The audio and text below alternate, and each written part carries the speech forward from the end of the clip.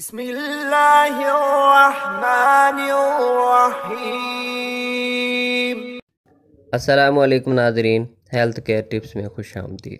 नाजरीन, आपकी खिदमत में एक नया आसान और सादा सा नुस्खा लेके हाजिर हुआ हूँ दामी कब्ज़ और मैदे के अमराज के लिए। नाजरीन, जब दामी का लफ्ज़ आ जाता है और कब्ज़ का लफ्ज़ आ जाता है तो कब्ज़ को हुक्मा कहते हैं, उम्मुल अमराज, मर्ज़ की माँ। अगर कब्ज़ है तो कोई चीज़ आपको हज़म नहीं होगी, आपको बेचैनी रहेगी, आप सही वॉशरूम नहीं जा सकेंगे।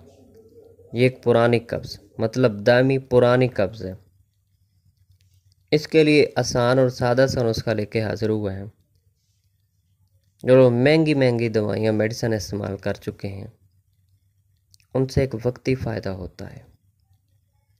और जब हम देसी नुस्खा आपके लिए लेके आए हैं, ये सादा ज़रूर है और अपनी मिसाल आप है। आए हम नुस्खे की तरफ जाते हैं।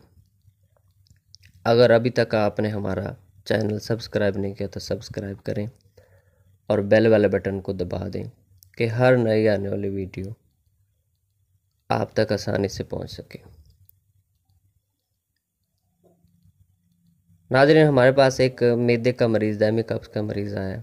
जगह जगह से उसने इलाज करवाया था, वो थक चुका था, महंगी से महंगी अद्वियात इस्तेमाल की उसने, मगर वो कहता है कि फ़ायदा सिर्फ वक्ती फ़ायदा होता। मेडिसिन खाता तो पखाना आता था, मेडिसिन नहीं खाता तो फिर वही हाल है। अब उसकी ज़बानी हमने सुना है।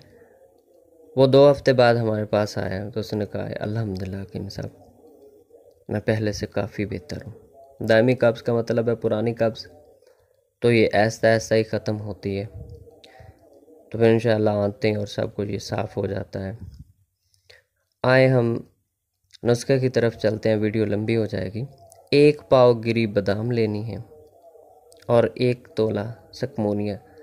ये पंसार से आसानी से मिल जाएगा।